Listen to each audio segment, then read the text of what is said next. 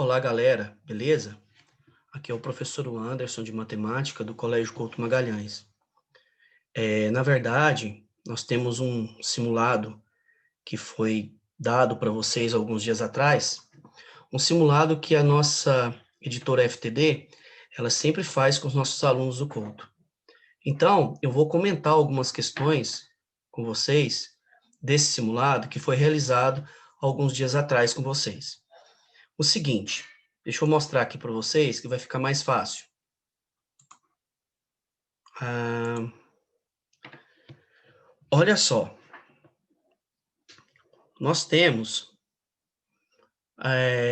alguns exercícios aqui, deixa eu voltar aqui no início, para ficar mais fácil para a gente. Então, está aqui, ó, simulado FTD 2020/4, eles fazem um por semestre, né?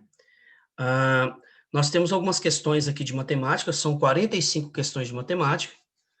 Então, nós lá no colégio somos 3 professores, cada professor ficou responsável por uma parte, né?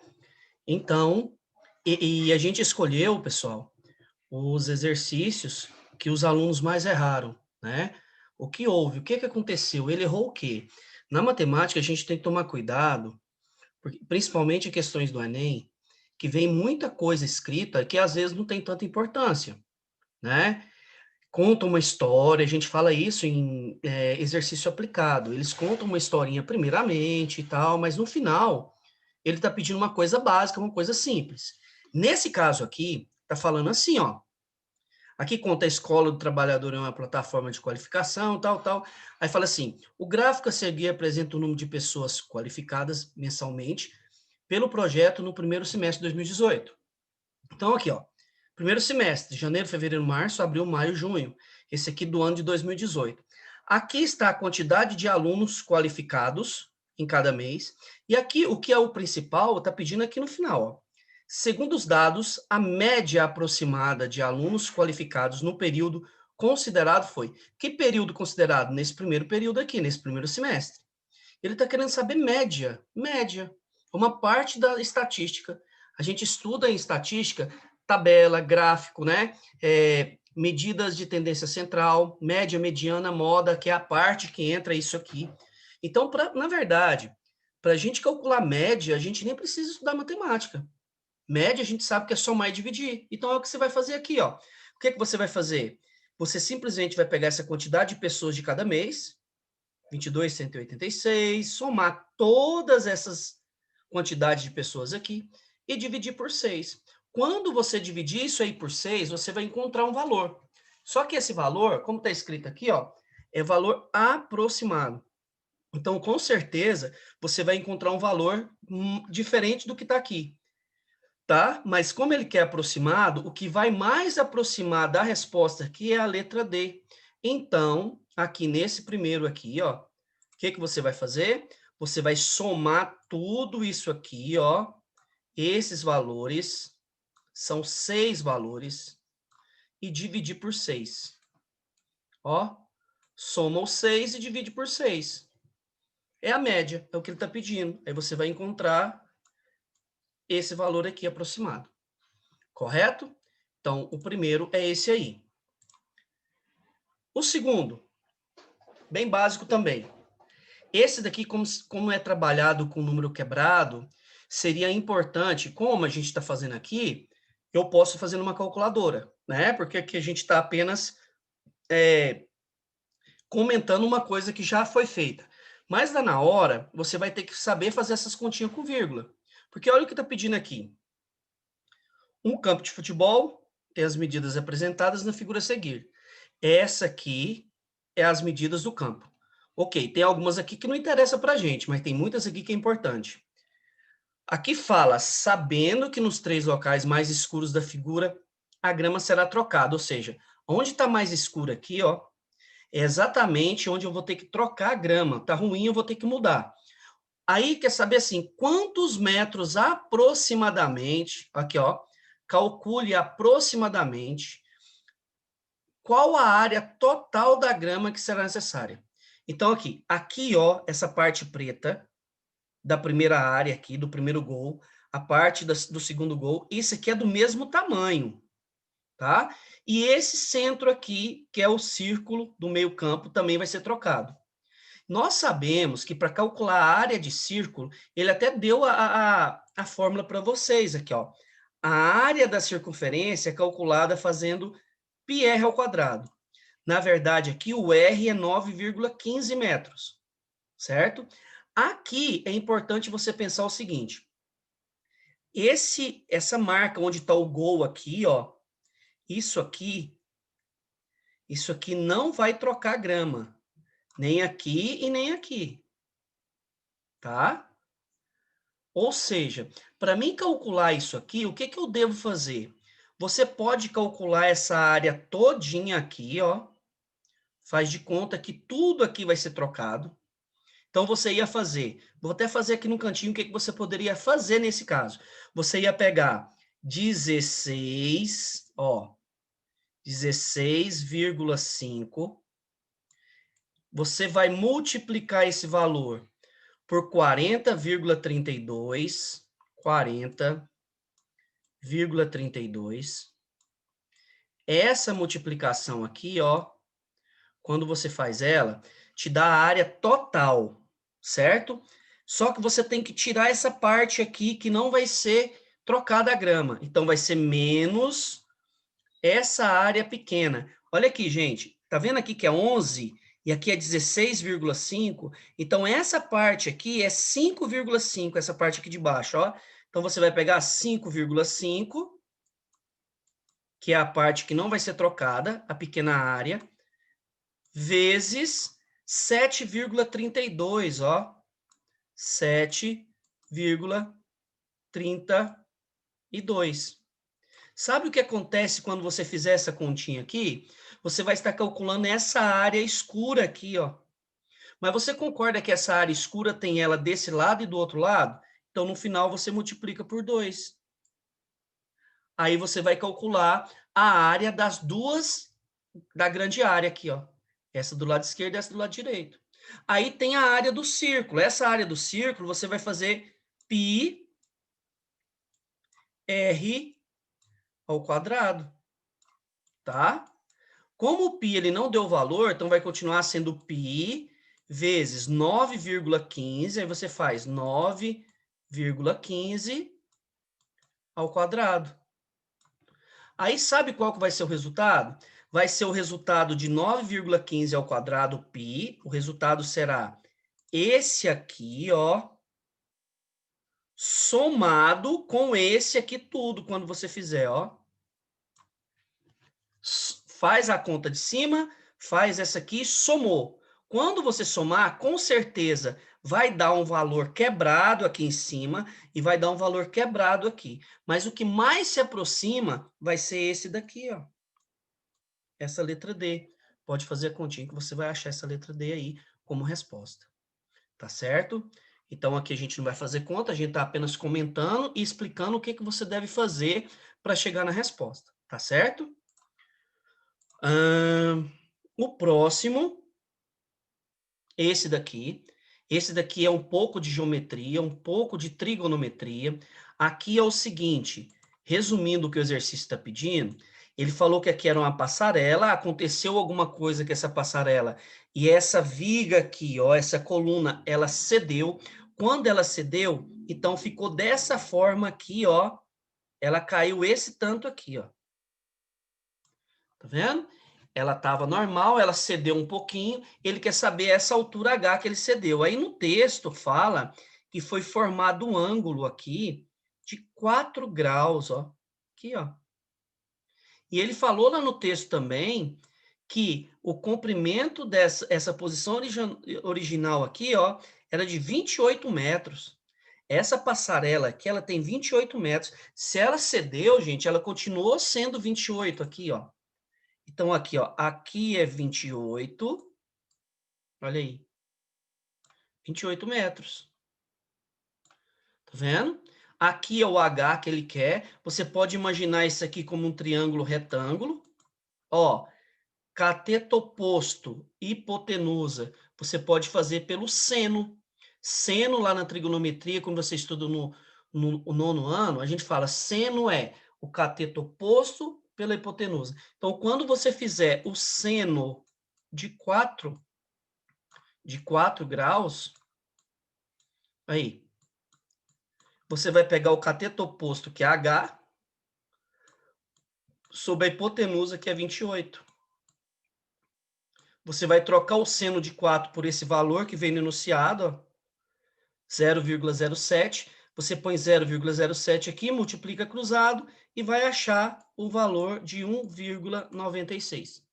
Então, isso aqui é básico, é um triângulo retângulo onde você aplicou a trigonometria do seno do ângulo. O ângulo é 4, vê o valor dele, para você, aí você só multiplica cruzado aqui, ó, e acha a resposta de H. Beleza? Próximo. Esse daqui é importante. Esse daqui, quando fala de porcentagem, é bem interessante.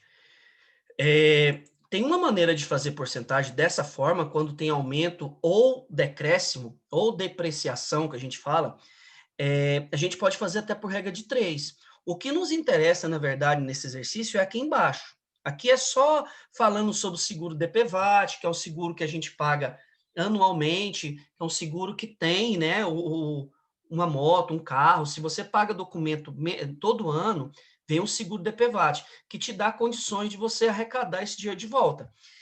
Se acontecer alguma coisa, uma batida, alguma morte, alguma coisa, você pega um pouco de dinheiro que é o seguro te paga em relação a isso. Aqui fala, ó, segundo as informações do Ministério da Economia, em 2019 a taxa do DPVAT sofreu uma redução em todas as categorias de cobrança. Para automóveis particulares, por exemplo, cuja taxa era R$ 41,40. Olha só para você ver, deixa eu só te mostrar uma coisa. R$ 41,40 era o valor do seguro DPVAT em 2018. Então, esse valor aqui, gente, correspondia a 100%. Esse era o valor real dele. Ó, estou fazendo por regra de 3 para você ver o tanto que é mais rápido. Olha só, o valor do seguro passou a ser R$ 12, ó, de R$ 41,40. Então, agora ele passou a ser quanto? R$ 12. Esse R$ 12 corresponde a quanto? Essa seria a pergunta. Né? Então, olha só, você concorda que houve uma depreciação aqui? Houve uma depreciação. O que vai acontecer? Aqui, se era 41,40, era 100%, 12 vai ser menos de 100. Então, isso aqui é a nossa regrinha de 3. Sendo uma regrinha de 3, você pode vir aqui e multiplicar aqui, ó. Sabe o que você vai encontrar aqui nesse X, quando você terminar a sua continha? Você vai encontrar 29. Pode fazer aí que você vai encontrar 29%. Aí, sabe o que acontece? Muito aluno vem aqui e marca a letra A 29, mas não é 29, deixa eu te explicar. Não era 100%? De 100 foi para 29%. Então caiu quantos por cento? Caiu 71%. Então houve 71% de desconto. Entendeu? Se era 100 e agora é 29, então caiu quanto? 71%. É só você diminuir que você vai saber qual foi a taxa de economia que teve, 71%. Beleza? Tranquilo? Então, olha só, cuidado para você não marcar o 29, tá? Muita gente acha 29, foi lá e marcou. Não, não caiu 29%, caiu 71%. Beleza? Por regrinha de 3, a gente faz esse. Esse daqui é interessante. Só que o grande problema aqui, às vezes, é a divisão, né? O aluno for fazer uma divisão dessa aqui, fala, não, vai demorar demais. Aqui, ele é um número que é uma dízima periódica. Vou só te dar mostrar uma coisa. Quando você divide 1 por 7, ó, olha só a divisão. Se você pegar uma calculadora aí e dividir 1 por 7, professor, lá a gente não tem calculadora, beleza. Não tem, aí você tem que acrescentar um zero, colocar zero e vírgula, não tem tudo isso lá.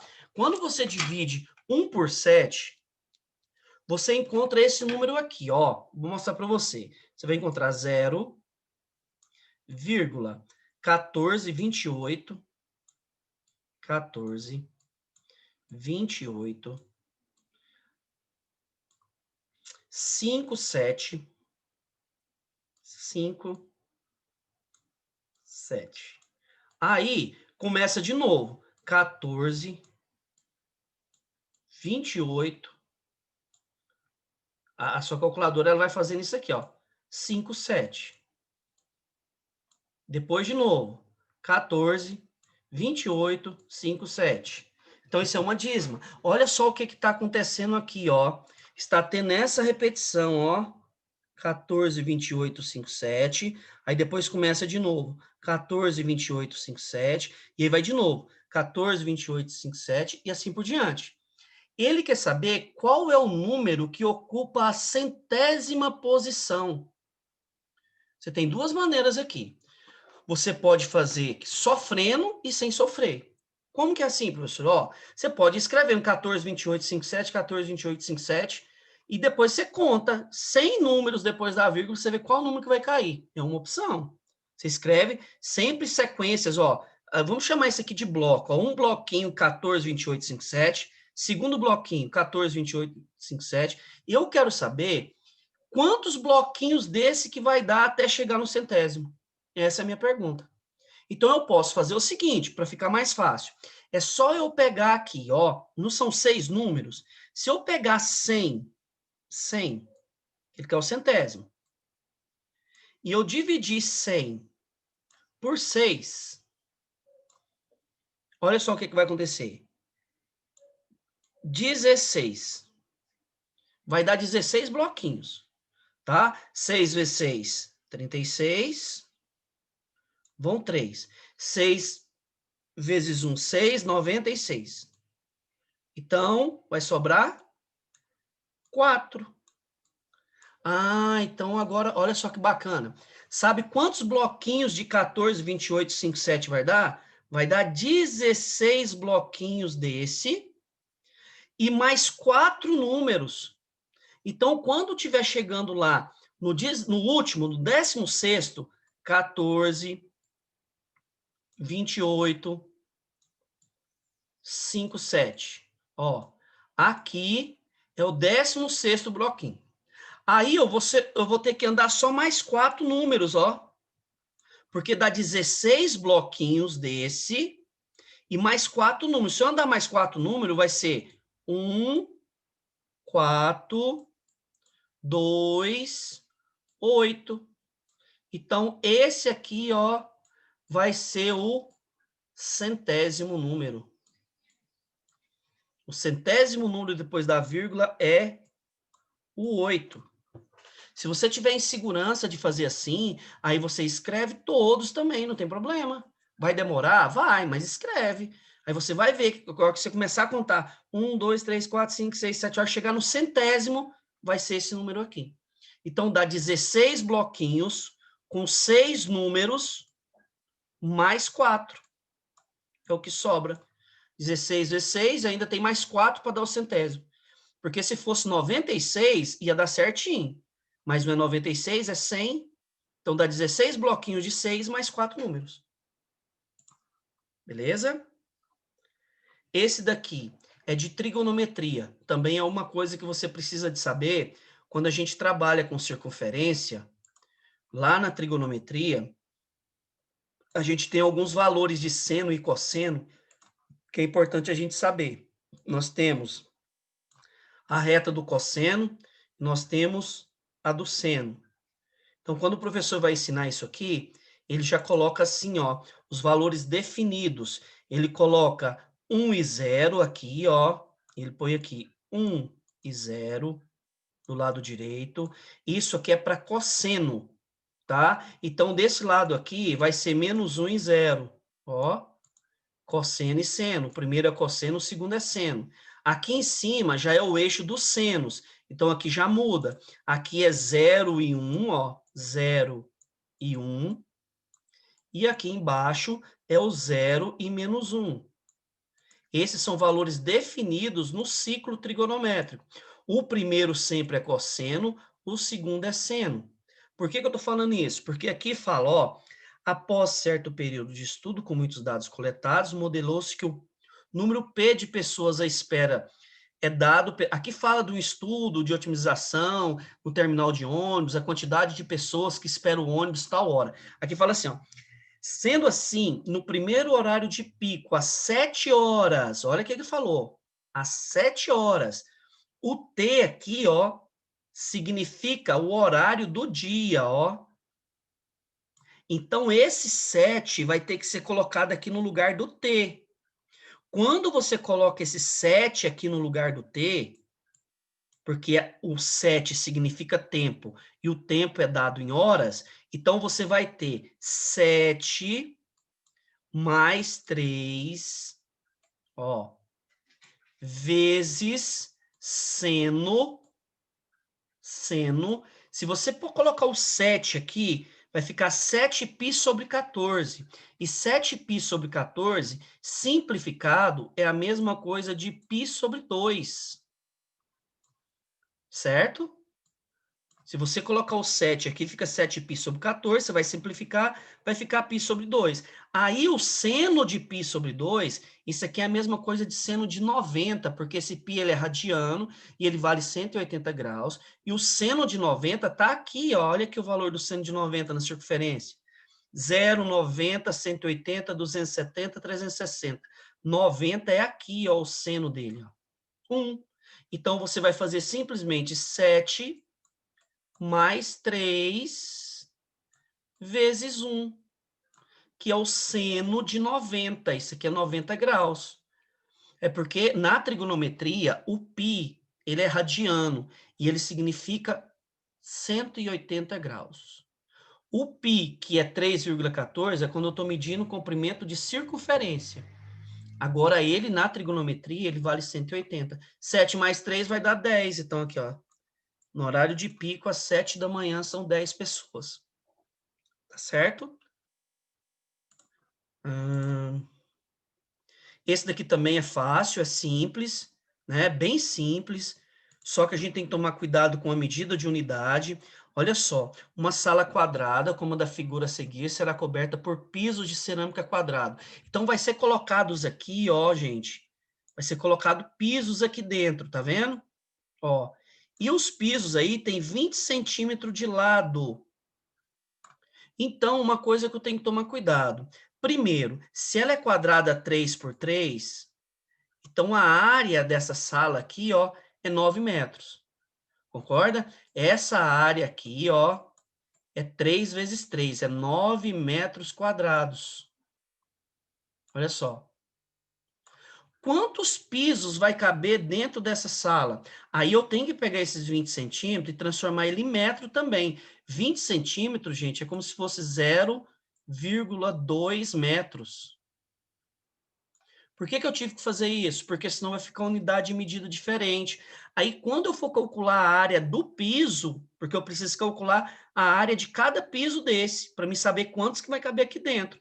É só você multiplicar 0,2 por 0,2, porque a área de quadrado, né, lado vezes lado. Então, você vai ter uma área do piso, ó, vou pôr um pezinho aqui.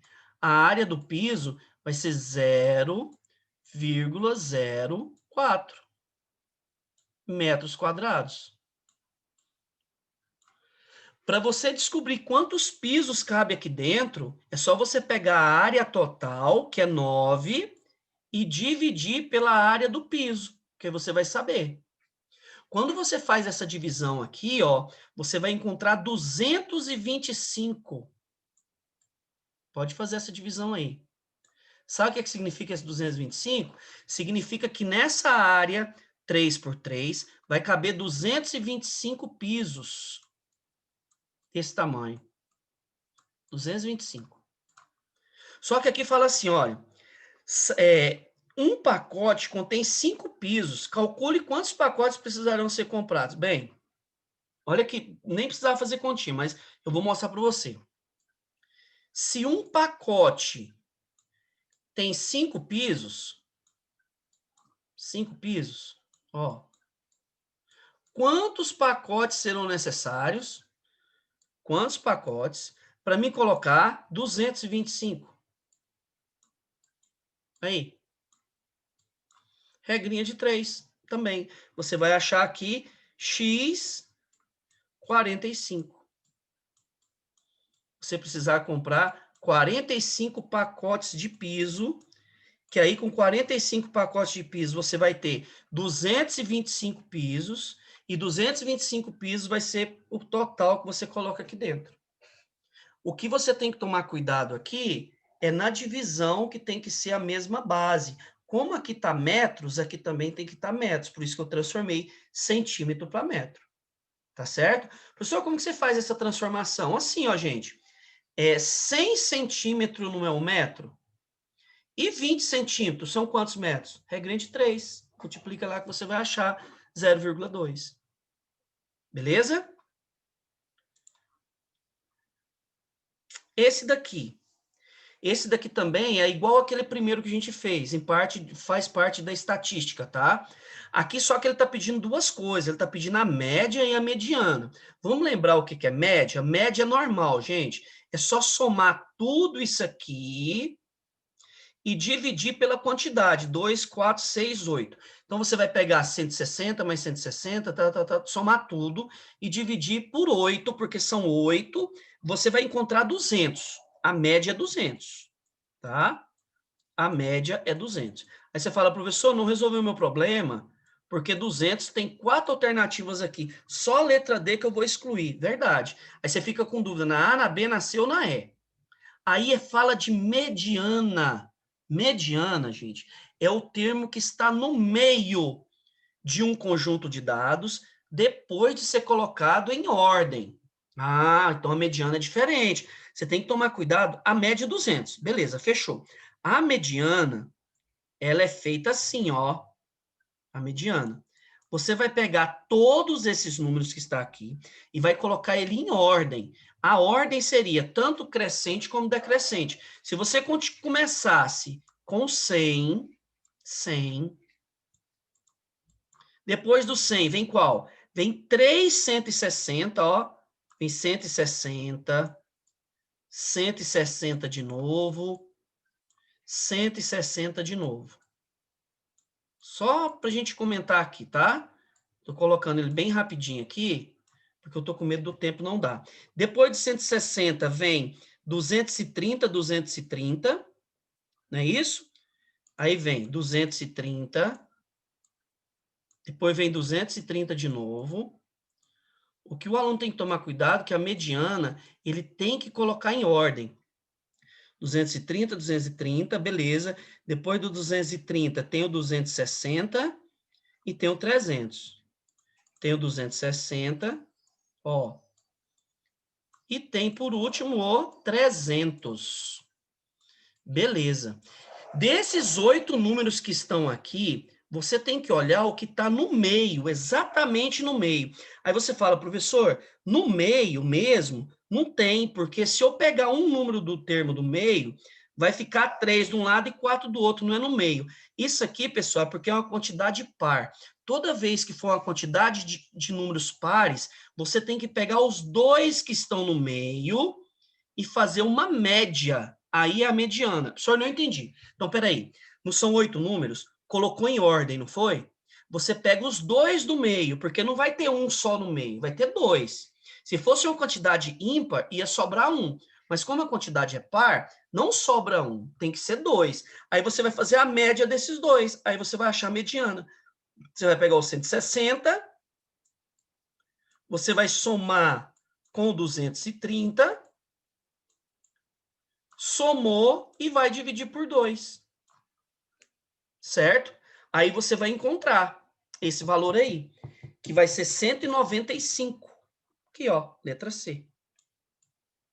Quando você somar 160 mais 230 e dividir por 2, você encontra 195. É assim que você encontra a mediana quando você tem um conjunto de dados e esse conjunto de dados são números pares.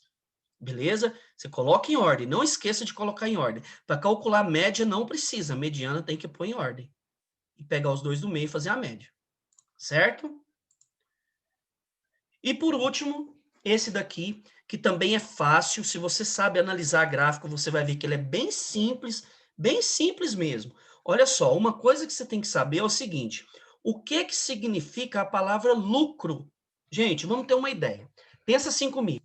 Se eu pego uma calculadora igual a essa, e essa calculadora, para mim fabricar ela, eu gastei R$ 15. Eu gastei R$ 15 que eu paguei mão de obra, eu gastei material. Tá, para mim ela saiu a R$ 15. Esse valor que ela saiu para mim é o custo, foi o que essa calculadora custou para mim, certo? Para mim vender, eu vou ter que vender ela mais de R$ 15.